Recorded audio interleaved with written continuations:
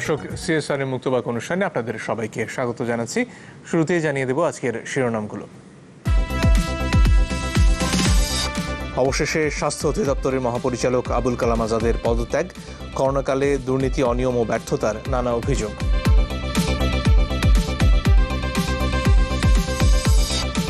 আগামী 1 আগস্ট পবিত্র ঈদুল আজহা, স্বাস্থ্যবিধি মেনে কোরবানির আহ্বান। ঢাকায় বসবে 17টি পশুর হাট। করোনায় আইন মন্ত্রণালয়ের সংসদ বিষয়ক সচিব নরেন দাসের মৃত্যু। দেশে মারা গেছেন আরও 41 জন। সব জায়গায় মাস্ক বাধ্যতামূলক। এমডি নির্দেশেই শপথ শাহাবুদ্দিন মেডিকেলে, 5 দিনের রিমান্ডে ফয়সাল। শাহেদের প্রতারণা মামলা র্যাবে। 1/3 বেশি জেলা বন্যা কবলিত, এ পর্যন্ত মৃত্যু 25। ঢাকায় জলজটে ভোগান্তি। সাধারণ নিম্ন শ্রেণীর লোকের খুব কষ্ট হইতেছে বৃষ্টি বাদলের দিন। বড় বড় গত কিছু দেয় না, গাড়ি ঘোড়া দাম চলতে পারে না। দর্শক, সিএসআর মুক্তবাক অনুষ্ঠানে আপনাদের সাথে আছি আমি মনজুর আল মতিন। আজকে আমাদের আলোচনা ঢাকা বিশ্ববিদ্যালয় নিয়ে। আমাদের নানান জাতীয় দুর্যোগে এই বিশ্ববিদ্যালয়টির যে অতীত ভূমিকা, সে নিয়ে প্রশ্ন করবার কিছু নেই। অত্যন্ত গৌরবের সাথে বিশ্ববিদ্যালয়ের শিক্ষক, ছাত্রছাত্রী সবাই ভূমিকা রেখেছেন। সে একেবারে গোড়া থেকে শুরু করে 52 ভাষা আন্দোলন, আমাদের মুক্তিযুদ্ধ, 90-এর আন্দোলন পর্যন্ত। আজকে এই করোনার দুর্যোগে, এই দুর্দিনে ঢাকা বিশ্ববিদ্যালয় কি করছে, তাদের অবস্থান কোথায়, লড়াই, সে নিয়ে আজকে আমরা কথা বলতে চাই। এ নিয়ে কথা বলতে 3 জন সম্মানিত অতিথি যুক্ত হচ্ছেন আমাদের সাথে। অনেকদিন বাদে আজকে স্টুডিওতে একজন অতিথি পেয়েছি। আছেন প্রখ্যাত ইতিহাসবিদ ডক্টর সৈয়দ আনোয়ার হোসেন, স্বাগত আমাদের স্টুডিওতে। এছাড়া সরাসরি আমাদের সাথে যুক্ত হচ্ছেন অ্যাম্বাসেডর এম হুমায়ুন কবির, তিনি সাবেক রাষ্ট্রদূত, এবং আছেন ডক্টর শাহদিন মালিক। তার পরিচয় সাধারণত সুপ্রিম কোর্টের আইনজীবী লিখে থাকি আমরা, কিন্তু তিনি ঢাকা বিশ্ববিদ্যালয়ে শিক্ষকতা করেছেন দীর্ঘদিন, এরপরেও শিক্ষকতার সাথে যুক্ত রয়েছেন। আজকে এই বিষয়গুলো নিয়ে কথা বলতে শুরুতেই অধ্যাপক সৈয়দ আনোয়ার হোসেন আপনার কাছে আসতে চাই। এই যে পরিস্থিতি, সেখানে গতকালকে একটি খবর আমরা দেখছিলাম, অক্সফোর্ড বিশ্ববিদ্যালয়ে ভ্যাকসিন আবিষ্কারের একেবারে শেষ প্রান্তে চলে এসেছে। হয়তো খুব শিগগিরই তারা মানুষের দ্বারে সেই ভ্যাকসিন পৌঁছে দিতে পারবে। প্রাচ্যের অক্সফোর্ড বলি আমরা ঢাকা বিশ্ববিদ্যালয়কে, কিন্তু গত কদিনে বিশ্ববিদ্যালয়কে কেন্দ্র করে যে খবরগুলো চোখে পড়েছে, তার মধ্যে হয়তো উল্লেখযোগ্য হচ্ছে একজন শিক্ষকের পদ খানিকটা নামিয়ে দেওয়া, কারণ তিনি সেই বিশ্ববিদ্যালয়ের নির্বাচনে বিশেষ একটি ভূমিকায় অবতীর্ণ হয়েছিলেন। কিন্তু এই যে লড়াই আজকে আমরা করছি করোনার বিরুদ্ধে, সেখানে বিশ্ববিদ্যালয়ের অবস্থানটা কি? ধন্যবাদ আপনাকে। আমি ঢাকা বিশ্ববিদ্যালয়ের অস্তিত্বের অংশ। তার কারণ হচ্ছে যে দীর্ঘ 50 বছর, অর্ধ শতাব্দী শিক্ষকতার সঙ্গে সম্পৃক্ত আছি, এখনও আছি। 14তে অবসর নেবার পরেও সংখ্যাতিরিক্ত বা খণ্ডকালীন মিলে চলছে 2 বিভাগে পড়াই। এবং আর একটা কথা বলে রাখি, আমি 70-এর শিক্ষকতা শুরু করেছি। সেই সময় সাধারণত ইতিহাস বিভাগ থেকে যারা আমার অগ্রজ, তারা প্রশাসনিক পদে চলে গিয়েছিলেন। আমি প্রথম ব্যতিক্রম, শিক্ষকতায় থেকে গেছি। এবং এটা সুপরিকল্পিত, সুচিন্তিত সিদ্ধান্তের ভিত্তিতে যে আমি সরকারি আমলা হব না, শিক্ষকতা করব। সেই থেকে আছি। মাঝখানে এদিক সেদিক চাকরি বাকরি করতে হয়েছে আমাকে, সরকারি চাকরিও করেছি সে জায়গায়। কিন্তু আমার কাছে যেটা মনে হয় যে আমি একটা স্বপ্ন নিয়ে ঢুকেছিলাম ঢাকা বিশ্ববিদ্যালয়ে। স্বপ্নটি খুবই সামান্য, যে একটি বিশ্বের নামকরা বিশ্ববিদ্যালয়ে খুব অতি সামান্য একজন শিক্ষক হব। এটাই আমার আত্মশ্লাঘার কারণ ছিল। কিন্তু আজকে 50 বছর পরে প্রায় আমার সেই স্বপ্ন, সেই আকাঙ্ক্ষা কিছু অবশিষ্ট নেই। এখন আমি নিজের কাছে কিছুটা কুণ্ঠিত এবং অনেকটা লজ্জিত আমার বিশ্ববিদ্যালয়ের সামগ্রিক ভূমিকা নিয়ে। তবে আমি 3টি পর্বে ভাগ করব বিশ্ববিদ্যালয়ের ভূমিকা। ঢাকা বিশ্ববিদ্যালয় কিন্তু একটি রাজনৈতিক প্রেক্ষাপটে হয়েছিল। কারণ বঙ্গভঙ্গ রদ করবার পরে বাংলা, বিশেষ করে পূর্ব বাংলার মুসলমানদের মধ্যে সঙ্গত কারণেই একটা ক্ষোভ ছিল। সেই ক্ষোভকে প্রশমনের জন্যে ঢাকা বিশ্ববিদ্যালয়ের মতো একটা পুরস্কার দেবার কথা ছিল। তারপরে নানা ঘটনা প্রবাহে একটু বিলম্বিত হয়ে 1921-এর 1 জুলাই যাত্রা শুরু করে। যাত্রা শুরুতেই বলা হয়েছিল যে এটা হবে প্রাচ্যের অক্সফোর্ড, অর্থাৎ অক্সফোর্ড বিশ্ববিদ্যালয়ের বাইরে তৃতীয় দুনিয়ায় একটি বিশ্ববিদ্যালয় আর একটি অক্সফোর্ড নামে খ্যাত হবে। বলে রাখি, অক্সফোর্ডের গুণমান ভবিষ্যতের আশা ছিল ঠিকই, তবে কাঠামোগত বিন্যাসের দিক থেকে অক্সফোর্ডের অনুরূপ হবার কারণে ঢাকা বিশ্ববিদ্যালয়কে প্রথমত প্রাচ্যের অক্সফোর্ড বলা হয়েছিল। এবং একদিক থেকে অক্সফোর্ডের চাইতে, অক্সফোর্ড বিশ্ববিদ্যালয়ের চাইতে ঢাকা বিশ্ববিদ্যালয়ে যাত্রা শুরুটা অনেক প্রগতিশীল ছিল এই জন্যে যে অক্সফোর্ড বিশ্ববিদ্যালয় 13 শতকে যখন হয়, এটা গির্জার একটি প্রতিষ্ঠান, ধর্মযাজকদের করা। আর ঢাকা বিশ্ববিদ্যালয় সমাজের আলোকিত মানুষরা মিলে এটা করেছিলেন। সেদিক থেকে ঢাকা বিশ্ববিদ্যালয় কিন্তু এগিয়ে ছিল বলা যায়। তো 47-এর আগে ঢাকা বিশ্ববিদ্যালয় সত্যি প্রাচ্যের অক্সফোর্ড হয়ে উঠেছিল। ঢাকা বিশ্ববিদ্যালয়ে পদার্থবিদ্যার শিক্ষক সত্যেন বোস আইনস্টাইনের সঙ্গে মিলে তত্ত্ব নির্মাণ করলেন। বোস আইনস্টাইন তত্ত্ব হয়ে গেল। ঢাকা বিশ্ববিদ্যালয় অনেক উঁচুতে উঠেছিল। পরবর্তীকালে ভারতের অনেক ভালো অর্থনীতিবিদ অধ্যাপক অশোক মিত্র ঢাকা বিশ্ববিদ্যালয়ের ছাত্র ছিলেন। এই ঢাকা বিশ্ববিদ্যালয় পণ্ডিতদের মধ্যে আমি প্রথমেই নাম করব ডক্টর মোহাম্মদ শহীদুল্লাহ। অবশ্য তিনি ঢাকা বিশ্ববিদ্যালয় কলা অনুষদের ডিন হতে পারেননি, শুধু নিজের ভোটটাই পেয়েছিলেন। এখানেই ঢাকা বিশ্ববিদ্যালয়ে জানবার একটি সুযোগ পাওয়া যাচ্ছে আর কি। ঢাকা বিশ্ববিদ্যালয় ডক্টর মোহাম্মদ শহীদুল্লাহর মতো মানুষ উপাচার্য হওয়া দরকার ছিল। পাকিস্তানি আমলে করা হয়নি, কোনো আমলেই হয়নি। তো তারপরে 47 থেকে 71 এই পর্বে ঢাকা বিশ্ববিদ্যালয় একটা অগ্নিগিরি ছিল। পাকিস্তানি শাসক গোষ্ঠীর জন্যে মর্মজ্বালা, অন্তর্জ্বালা তৈরি করবার মতো সব কিছু এই ঢাকা বিশ্ববিদ্যালয়ে হয়েছে। বঙ্গবন্ধুর উত্থানও ঢাকা বিশ্ববিদ্যালয় থেকে আর কি। তো ওই সময়টিতে অবশ্য জ্ঞানগম্যের ক্ষেত্রে ঢাকা বিশ্ববিদ্যালয়ের কোনো অবদানের চিহ্ন আমরা খুঁজে পাইনি। তবু যা হোক একটা নাম ছিল। তখন দেখেছি 70-এ যখন শিক্ষকতা শুরু করেছি, তখন আমার ইতিহাস বিভাগে বিদেশি ছাত্রছাত্রীকে পেয়েছি, তাদেরকে পড়াতে হতো ইংরেজি মাধ্যমে তখন আর কি।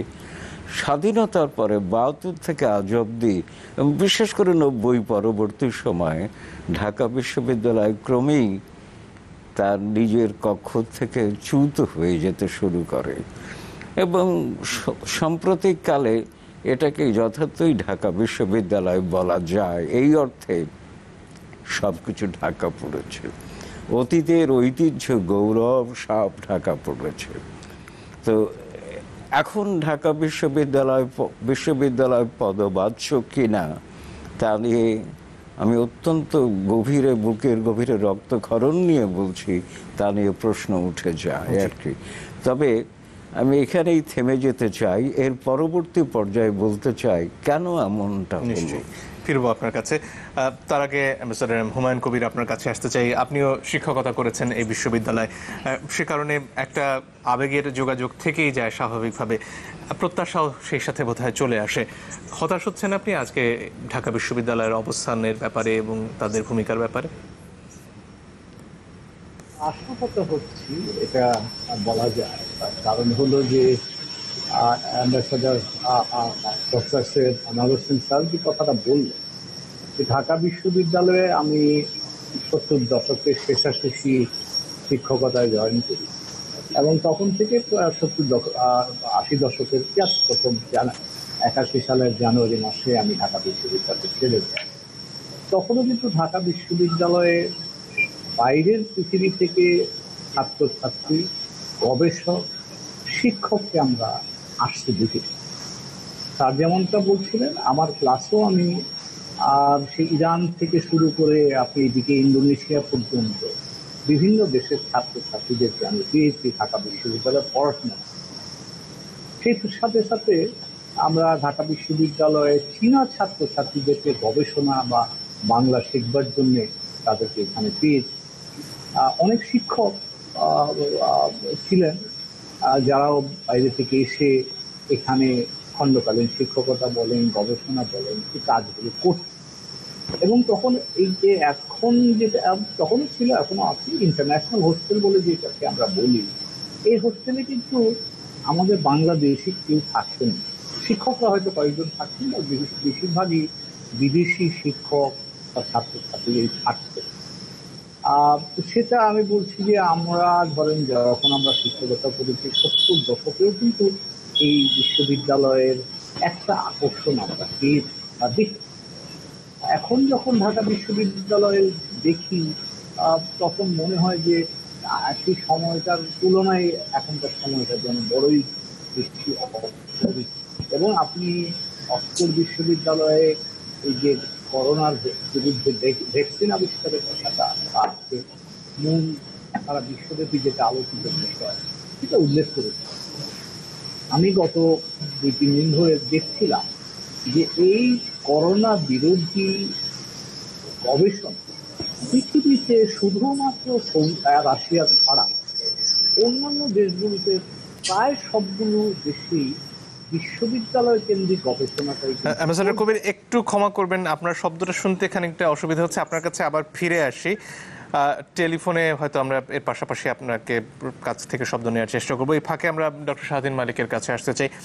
আমার ঢাকা বিশ্ববিদ্যালয়ের শিক্ষকদের অনেকেই আপনার ছাত্রছাত্রী, সে সুবাদেই আপনার কাছে জানতে চাইব, ধরুন সব মিলিয়ে গবেষণার কথা যদি আমরা বলি, এবং যে কোনো বিষয়ে, সেটা শুধুমাত্র করোনা কেন্দ্রিকই নয়, গবেষণার পর্যায়ে আমরা অনেক দিন থেকেই ঢাকা বিশ্ববিদ্যালয়ের নাম কম শুনে থাকি, এবং এই প্রসঙ্গ যখন আসে বলা হয় যে এক্ষেত্রে হয়তো যথেষ্ট পরিমাণ অর্থায়ন হচ্ছে না। সেটি কি এর মূল কারণ, নাকি আর কোনো কারণ আপনি দেখেন? আজকে অনুষ্ঠানে আসার আগে আমি ঢাকা ইউনিভার্সিটির ওয়েবসাইটে গেলাম, ওখানে চলমান গবেষণার একটা তালিকা আছে। ওখানে সব অনুষদ মিলিয়ে ওখানে শিক্ষকের নাম লেখা আছে, বর্তমানে যে বিষয়ে গবেষণা করছেন সেটা লেখা আছে, আর কোন ধারণা করছি সিনিয়র শিক্ষকের অধীনে তার নাম লেখা আছে। এই তো 42টা আছে। এখন বর্তমানে ঢাকা শিক্ষকের 1900 প্লাস, 1900 শিক্ষকের মধ্যে এখন 42 জন গবেষণায় রত। হয়তো অনেকে আছেন অন্য গবেষণা করছেন বিশ্ববিদ্যালয়ের না, হয়তো আসন সংখ্যাটা বেশি হতে পারে, কিন্তু এখন গবেষণা বলতে যা বুঝি, ঢাকার বইয়ের বাজারে, বই মেলায় ঢাকা বিশ্ববিদ্যালয়ে কয়জন শিক্ষকের বই বার হয় হাতে গোনা, আপনি যদি ওইভাবেই দেখেন। আর কোথাও গবেষণার কোনো, এই করোনার সময় আমার খেয়াল আছে, এক্স্যাক্টলি এখন বলতে পার মনে নাই, এপ্রিলে বোধহয় টেলিভিশনে 2-3টা সংবাদ মাধ্যমে একসাথে খবর আসলো ঢাকা ইউনিভার্সিটির সায়েন্সের একটা ডিপার্টমেন্ট, বায়োজেনেটিক, বায়োমেডিক্যাল কোন এক ডিপার্টমেন্টে শিক্ষক ছাত্রছাত্রীরা মিলে হ্যান্ড স্যানিটাইজার বানিয়ে বিলি করছে। অর্থাৎ ওই এথানল, ওই অ্যালকোহল জাতীয় জিনিস 70% আর 30% পানি মিশিয়ে হ্যান্ড স্যানিটাইজার বানাচ্ছে। তো করোনায় এইটাই এখন পর্যন্ত যতদূর দেখেছি ঢাকা বিশ্ববিদ্যালয়ের সবচেয়ে বড় বৈজ্ঞানিক অবদান। একটু আগে আমার এক বয়সে কম শিক্ষার্থী সহকর্মীর সাথে কথা হচ্ছিল, আমি তার কথাই ধার করে বলছি। সেও 3টা বিশ্ববিদ্যালয় বিদেশে পড়াশোনা করেছে। বলছিল, স্যার আপনিও পড়েছেন, আমিও পড়েছি, কোন বিশ্ববিদ্যালয়ে কখনো কি শুনেছেন যে উপাচার্য তার বিশ্ববিদ্যালয়ের সিঙ্গারা সমোসা নিয়ে গর্ব করে? অ্যাবসার্ডিটির একটা সীমা থাকা দরকার। একটা বিশ্ববিদ্যালয়ের উপাচার্য গর্ব করে, যেটা খুব ভাইরাল হয়েছে, আমার মনে হয় যে আজকে দর্শক শ্রোতারা অনেকেই স্মরণ করবেন, সমোসা সিঙ্গারা নিয়ে বিশ্ববিদ্যালয়ের উপাচার্য গর্ব করে। আমার হিসাবে স্পষ্টতই এইরকম লোক ঢাকা বিশ্ববিদ্যালয়ের উপাচার্য কি শিক্ষকও হওয়ার বোধহয় যোগ্য না। কিন্তু এখন রাজনৈতিক বিবেচনা গবেষণা হচ্ছে না, কিন্তু বিশ্ববিদ্যালয় এখানে দুটা জিনিস ঘটেছে। একটা হলো বিশ্ববিদ্যালয় একটা রাজনীতির অঙ্গন হয়ে গেছে, এটা যে উচ্চশিক্ষার জায়গা এটা আমরা ভুলে গেছি। আর দ্বিতীয়ত আমার মনে হয় গোসা করতে পারেন, কিন্তু ইউনিভার্সিটিতে যারা শীর্ষস্থানীয় ব্যক্তি তারা স্পষ্টতই প্রাথমিক বিদ্যালয় আর বিশ্ববিদ্যালয়ের মধ্যে পার্থক্যটা ওলটপালট করে ফেলছে। প্রাথমিক বিদ্যালয়ের প্রধান কাজ হলো ছাত্রছাত্রীদের শিক্ষাদান করা, বিশ্ববিদ্যালয়ের প্রধান কাজ হলো জ্ঞান সৃষ্টি করা। ঢাকা বিশ্ববিদ্যালয় এখন ছাত্রছাত্রীরা রাগ করবেন না, তাদের কোনো দোষ নাই, কিন্তু এটা কর্তৃপক্ষের দোষ। তারা ঢাকা বিশ্ববিদ্যালয়কে মূল কাজ তারা মনে করছে পাঠদান করা, জ্ঞান তৈরি করা না। এই পার্থক্যটা তারা গুলিয়ে ফেলেছেন। অতএব এই জন্য আর আরেকটা এই গুলিয়ে ফেলার জন্য প্রতিফলন হচ্ছে ঢাকা বিশ্ববিদ্যালয় এখন দেখলাম যে 83টা বিভাগ আছে, এবং যেই বিভাগগুলি বিদেশে ভোকেশনাল ট্রেনিং এর বিভাগ, মানে একটা হলো দক্ষতা আর একটা হলো জ্ঞান। দক্ষতা দরকার, দক্ষ কারিগর দরকার, দক্ষ জনশক্তি দরকার। এই দক্ষ কারিগর, দক্ষ জনশক্তি এইগুলি সারা দুনিয়াতে ভোকেশনাল পেশাগত যেসব ইনস্টিটিউট আছে তারা শিক্ষা হয়, আর বিশ্ববিদ্যালয়ে জ্ঞানের চর্চা হয়। কিন্তু ঢাকা বিশ্ববিদ্যালয়ে ওই যে বললাম, তোরা ওই দক্ষতা শিক্ষার জন্য এখন ডিপার্টমেন্টের পর ডিপার্টমেন্ট খুলে যাচ্ছে। আমার দৃষ্টিতে আবার যদি একটু বিশ্ববিদ্যালয় একটা রাজনীতির অঙ্গন হয়ে গেছে, জ্ঞান তৈরির অঙ্গন না। দ্বিতীয়ত যারা আছেন তারা প্রাথমিক বিদ্যালয় আর বিশ্ববিদ্যালয়ের পার্থক্য বুঝেন না। আর তৃতীয়ত বিশ্ববিদ্যালয় এক্সপানশন হচ্ছে, যেটা ওই গত বছর এতটা বিশ্ববিদ্যালয় বিভাগ ছিল, এখন এতটা বিভাগ হচ্ছে। এটা তারা স্কিলের বিভাগ, দক্ষতা শেখানোর যেই বিভাগ, সেই বিভাগগুলি বানিয়ে যাচ্ছে। অবশ্যই ফলশ্রুতি গবেষণার দিকে কারো কোনো খেয়াল নেই। আরেকটা মনে হচ্ছে বেশিরভাগ লোকে বাইরের দর্শক শ্রোতারা জানেন না যে বিশ্ববিদ্যালয় একমাত্র প্রতিষ্ঠান যেখানে শিক্ষকদের অটো প্রমোশন হয়। 3 বছর চাকরি করলে নামটাও আছে, 2-1টা শর্ত আছে, তার পরের পদে যাবে, তারপরে পরের পদে যাবে। এখন উপরের পদ খালি থাকুক না থাকুক, সব প্রতিষ্ঠানে উপরের দিকে পদ কমে যায়, পদ খালি থাকে, এবং একটা প্রতিযোগিতার ভিত্তিতে উপরের পদে পদোন্নতি হয়। কিন্তু বিশ্ববিদ্যালয়গুলি একমাত্র প্রতিষ্ঠান যেখানে অটো প্রমোশন হয়। আপনি লেকচারার হিসাবে যোগ দিলে মোটামুটি কিছু নিয়ম কানুন মেনে চললে এখন সবাই অধ্যাপক হয়ে যাবে। আমি শেষ যে বিশ্ববিদ্যালয়ে পড়েছিলাম আইন বিভাগে বোধহয় 25 জন শিক্ষক ছিল, অধ্যাপক ছিলেন 1 জন। কিন্তু ঢাকা বিশ্ববিদ্যালয়ে আমার ধারণা এখন অনেক বিভাগ আছে যেখানে 25 জন শিক্ষকের মধ্যে বোধহয় 18-19 জনই অধ্যাপক, সবাই অধ্যাপক হয়ে যায়। এইসব কারণে একেবারে বিতিকিচ্ছিরি অবস্থা। জি, একটা বিরতির সময় হয়ে গেছে, একটু পরেই ফিরে আসছি। দর্শক সঙ্গে থাকবেন আশা করি।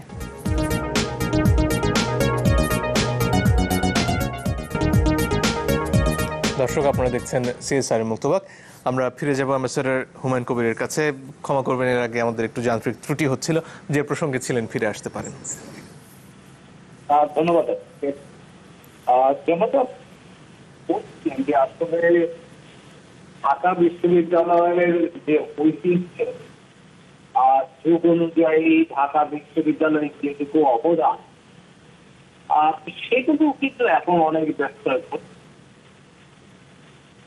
এমনকি 70 দশকেও ঢাকা বিশ্ববিদ্যালয়ে আন্তর্জাতিক ভাবে যেটুকু মনোযোগ বা দৃষ্টি আকর্ষণ করতে পারত, সেটা কিন্তু এখন করতে পারছে বলে আমার কাছে মনে হয়। যেমন ধরুন, আমি যখন 70-এর শেষে ঢাকা বিশ্ববিদ্যালয়ে শিক্ষকতা করেছি, তখন কিন্তু বাইরে থেকে ছাত্রছাত্রীরা আসতো। বাইরের অনেক গবেষক ঢাকা বিশ্ববিদ্যালয়ে গবেষণা করেছেন। ঢাকা বিশ্ববিদ্যালয়ে বিদেশি শিক্ষকরাও আসতো, এবং ইন্টারন্যাশনাল হোস্টেলে মোটামুটি তাদের জন্যই কিন্তু জায়গাটা মোটামুটি নির্দিষ্ট করা থাকতো। কিন্তু আজকাল সেটা কতটা হচ্ছে এটা বাইরে থেকে কিন্তু আমরা বুঝতে পারছি না।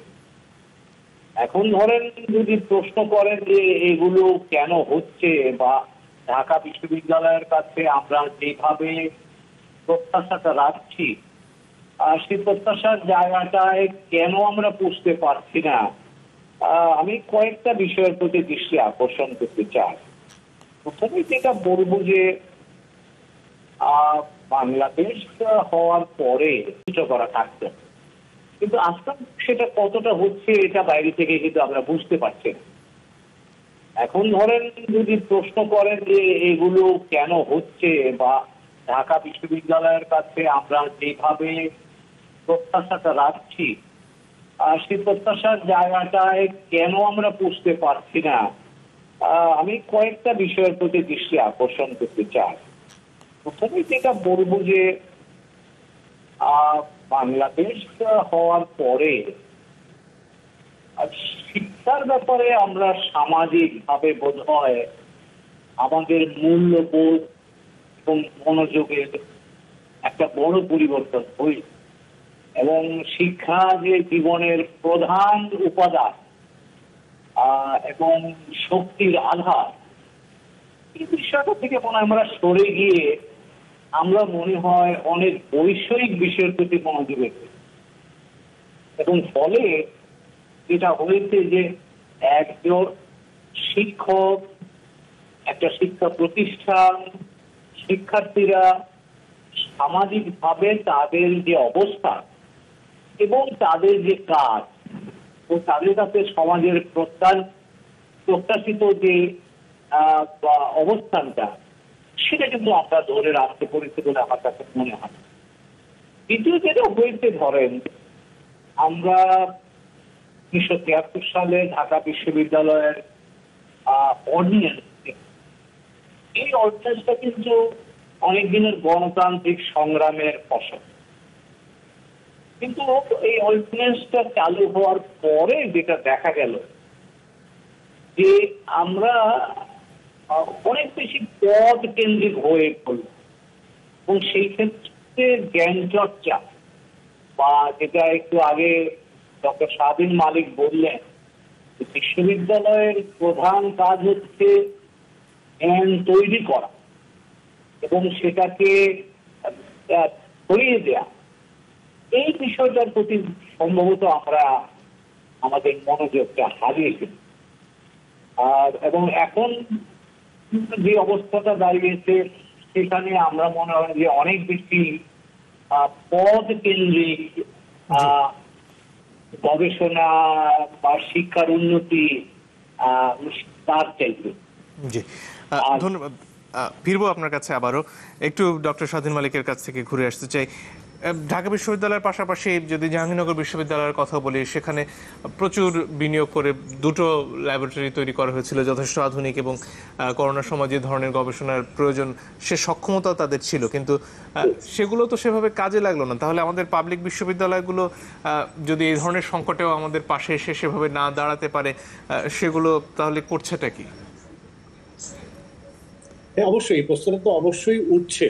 এখন যেটা আপনি যেটা বললেন যে সমাধান, বা উন্নয়ন কমিশন যেটা বললেন সমাধান, এই সমাধান করার জন্য বিশ্ববিদ্যালয়গুলি যে ব্যর্থতা, আমার মনে হয় এটা আমরা এক কথায় বা দুই কথায় আমরা বলতে পারবো না, একটা দুটো জিনিস সাজেস্ট করতে পারি। আমার মনে হয় এখন সময় এসছে আমাদের উচ্চশিক্ষা নিয়ে একটা কমিশন করা দরকার। এই ব্যর্থতাগুলি কেন হচ্ছে সেটা বোঝার জন্য হয়তো 5-10 জন বিশেষজ্ঞ নিয়ে আবার এখন স্বাস্থ্য মন্ত্রণালয়ের পরামর্শক বা বিশেষজ্ঞ কমিটির মতো করলে হবে না, যে তারা বলে যাচ্ছে, পরামর্শ দিয়ে যাচ্ছে, স্বাস্থ্য অধিদপ্তর বুড়ো আঙ্গুল দেখিয়ে চলছে।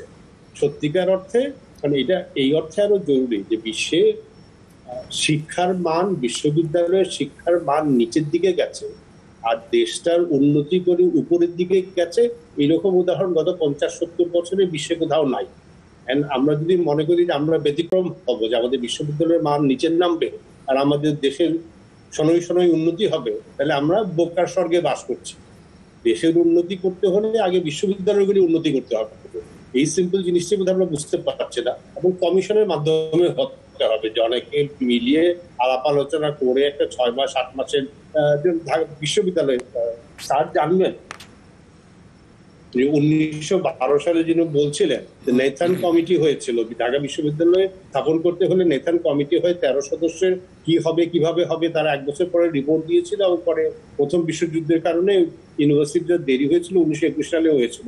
ওই ঢাকা বিশ্ববিদ্যালয়ে সেই 100 বছর আগে একটা কমিটি করে ঠিক করে দেওয়া হয়েছিল, এবং ওই 13 জনের নামও যদি দেখেন সেই সময় শিক্ষার্থীদের দিকপাল ব্যক্তিগুলো ছিল। তবে এখন আমি যদি সংক্ষেপে যদি বলি, প্রথমেই হুমায়ুন কবির সাহেব যেটা বলছে যে আমরা যেই আশা প্রত্যাশা নেই ইউনিভার্সিটি অর্ডিন্যান্স গুলি করেছিলাম যে স্বায়ত্তশাসিত উপাচার্য ভোটে নির্বাচিত হবে, ডিন ভোটে নির্বাচিত হবে, ফলে যে এইটার অপব্যবহার হয়েছে, কালো রাজনীতি হয়েছে, দলভিত্তিক রাজনীতি হয়েছে। আর এখন এই 5টা ইউনিভার্সিটি ছাড়া বাকি 40টা ইউনিভার্সিটি তো সব সরকার নিয়োগ করছে। এই 5টা ইউনিভার্সিটি আমার মনে হয় আইনটা তুলে দিতে হবে। 2, শিক্ষকদের অটো প্রমোশন বন্ধ করতে হবে। অন্যান্য যে কোনো চাকরির মতো দক্ষতা যোগ্যতার ভিত্তিতে কম্পিটিশন করে একটা ডিপার্টমেন্টে 20 জন টিচার থাকলে অধ্যাপকের পদ থাকবে 3টা। 20 জনের মধ্যে 20 জনই যদি অধ্যাপক হয়ে যায় তাহলে তাদের জ্ঞান চর্চাটা কখনো বাড়বে না। দ্বিতীয়ত যেটা বললেন, এই জ্ঞান চর্চা করতে হয় না বলেই গবেষণাতে তাদের উৎসাহ চলে গেছে। মহামান্য রাষ্ট্রপতি যেটা বছরের প্রথম দিকে বলেছেন যে শান্ত কোর্সের ব্যাপারে, মহামান্য রাষ্ট্রপতি বলার পরে ইউজিসি বা ইউনিভার্সিটি টিচার মধ্যেও বেশ এটা হয়েছিল যে সান্ধ্যকালীন কোর্সগুলি বন্ধ করতে হবে, ওইটাও করতে হবে। এগুলি হলো ইমিডিয়েটলি স্টেপ নিতে হবে। আর একটা শিক্ষকদের যেটা বুঝতে হবে, অর্থ আয় যদি আপনার জীবনের মূল উদ্দেশ্য হয় তাহলে ঝুট ব্যবসা করেন। ঝুট ব্যবসাতে অনেক অর্থ হয়, অনেক চাকরিতে অনেক কিছু পাওয়া যায়, অনেক কিছু দিতে হয়। এখন বিশ্ববিদ্যালয়ের শিক্ষকরা যদি চান যে ঝুট ব্যবসায়ীর মতো অর্থ উপার্জন করবেন, আবার বিশ্ববিদ্যালয়ের শিক্ষক মতো সমাজে সম্মান পাবেন, এইটা হবে না। তাদের একটা বেছে নিতে হবে। ধন্যবাদ। অর্থ আয় করতে হলে ঝুট ব্যবসা করেন। ধন্যবাদ। আপনার কাছে ফিরবো আবারও, তার আগে ডক্টর সৈয়দ আনোয়ার হোসেন আপনার কাছে আসি। আপনি সমস্যার সমাধানের দিকে আসতে চাইছিলেন। এখানে রাজনীতিকরণের কথা এর আগেও ডক্টর মালিক বলেছিলেন, এবং যদি ধরুন এইভাবে পদ সীমিত হয় এবং যোগ্যতার ভিত্তিতে পদোন্নতির বিষয় আসে, সেখানেও কি রাজনীতি থেকে যাবে না? দেখুন, আমি একটু গভীর থেকে কথা বলতে চাই। ইউনিভার্সিটি ইংরেজি শব্দ বাংলা বিশ্ববিদ্যালয় করা হয়েছে, যথার্থই বাংলা হয়েছে। বাংলাদেশের সব ইংরেজি শব্দের যথার্থ বাংলা হয়নি। যেমন রিপাবলিকের বাংলা করা হয়েছে প্রজাতন্ত্র, সম্পূর্ণ ভুল, চেতনাগতভাবে, আবিধানিকভাবে, সব দিক থেকে। তবে ইংরেজি ইউনিভার্সিটি শব্দটা এসেছে লাতিন ইউনিভার্সিটাস শব্দ থেকে, যার অর্থ হচ্ছে বিশ্বমানের শিক্ষা প্রতিষ্ঠান। এটা আবিধানিক অর্থ। আর একটি হেনরি নিউম্যান বলে এক ভদ্রলোক, মার্কিন অধ্যাপক, দ্য আইডিয়া অফ ইউনিভার্সিটি বই লিখেছেন। এডওয়ার্ড শিলস বিশ্ববিদ্যালয়ের শিক্ষকদের বই লিখেছেন। রবীন্দ্রনাথ প্রচুর লিখেছেন। রবীন্দ্রনাথ বলে দিয়েছেন বিশ্ববিদ্যালয় জ্ঞান উৎপাদন ক্ষেত্র। তো সব মিলিয়ে সব সংজ্ঞাকে যদি সারাৎসার গ্রহণ করে নিয়ে ঢাকা বিশ্ববিদ্যালয়ের দিকে তাকাই, তাহলে ঢাকা বিশ্ববিদ্যালয় কোনো বিশ্ববিদ্যালয় নয়। আচ্ছা, তো এখন এখানে আলোচনায় উঠে এলো যে রাজনীতিকরণ। আমি একেবারে মেঠো দৃষ্টান্ত দিয়ে কথা বলি। আমার ব্যক্তিগত অভিজ্ঞতা, আমি 65 যখন ছাত্র হই তখন উপাচার্য ছিলেন ডক্টর এম ও গনি, পাকিস্তানের অন্ধভক্ত, তৎকালীন মনিম খানের গভর্নরের দোসর। আমরা সবাই তাকে ঘৃণা করতাম, কিন্তু সবাই নয়, পাকিস্তান ভক্ত যারা তারা নয়, তারা মাথায়। কিন্তু পণ্ডিত হিসেবে তিনি সারা বিশ্বে পরিচিত ছিলেন। তারপরে উপাচার্য পেয়েছি বিচারপতি আবু সাঈদ চৌধুরীকে, যিনি আমাকে সিএসএস পরীক্ষা যেন না দিই সেই জন্যে আমার মূল বেতনের সঙ্গে 6টি ইনক্রিমেন্ট যোগ করে দিয়েছিলেন। অনেক শিক্ষকের চাইতে বেশি বেতনে আমি চাকরি শুরু করি, আমার অনেক শিক্ষকের চাইতে। অর্থাৎ সহকারী অধ্যাপকের যা বেতন তার চাইতে বেশি দিয়ে আমি শুরু করেছি। আচ্ছা, তার জ্ঞান, পাণ্ডিত্য, ব্যক্তিত্ব দেখেছি। বঙ্গবন্ধুর আমলে বঙ্গবন্ধু খুঁজে পেতে স্বনামধন্য শিক্ষাবিদদের উপাচার্য করতেন। যেমন আমরা পেয়েছিলাম ঢাকা বিশ্ববিদ্যালয়ের অধ্যাপক মুজাফর আহমদ চৌধুরী, যিনি সোচ্চার কণ্ঠে বলে দিয়েছিলেন যে আমার সব দেহের উপরে তোমরা অটো প্রমোশন পাবে, ছাত্রদের দাবি। তাকে বন্দি করে রেখেছিল তালাবন্ধ করে, বঙ্গবন্ধু এসে মুক্ত করেছেন। বঙ্গবন্ধু উপাচার্যের টেবিলের সামনে গিয়ে হাত জোর করেছিলেন। এই দৃশ্য আমি ভুলব না, যে এই হলো ঢাকা বিশ্ববিদ্যালয় ছিল। তারপরে থেকে এখন সমস্যাটা হচ্ছে এই যে রাজনীতির প্রসঙ্গে বলছি, এই প্রসঙ্গে আপনার কাছে ফিরে আসে, আরেকটা বিরতির আসলে সময় হয়ে গেছে। দর্শক একটু পরেই ফিরছি, সঙ্গে থাকবেন আশা করি।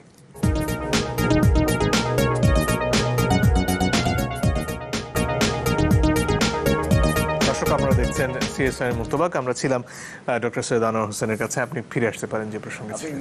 সংক্ষেপে শেষ কথাটি বলি, বিশ্ববিদ্যালয়কে রাজনীতি মুক্ত করতে হবে। বিশ্ববিদ্যালয় শিক্ষা প্রতিষ্ঠান, এখানে শিক্ষকরাই উপাচার্য, উপ উপাচার্য এবং কোষাধ্যক্ষ হবেন। স্যার আশুতোষ দুবার উপাচার্য ছিলেন উপনিবেশ আমলে, তৃতীয়বার আবার তাকে দেওয়া হলো। তখন তিনি হাত জোর করে ক্ষমা চাইলেন যে আর পারবেন না, তার পড়াশোনার ক্ষতি হচ্ছে।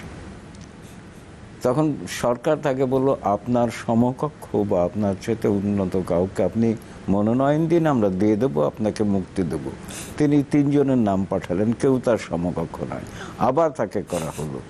এখন বিশ্ববিদ্যালয় বাংলাদেশের, ঢাকা শুধু নয়, সব সরকারি বা বিশ্ববিদ্যালয় সরকারের পাহারাদার বসে থাকে।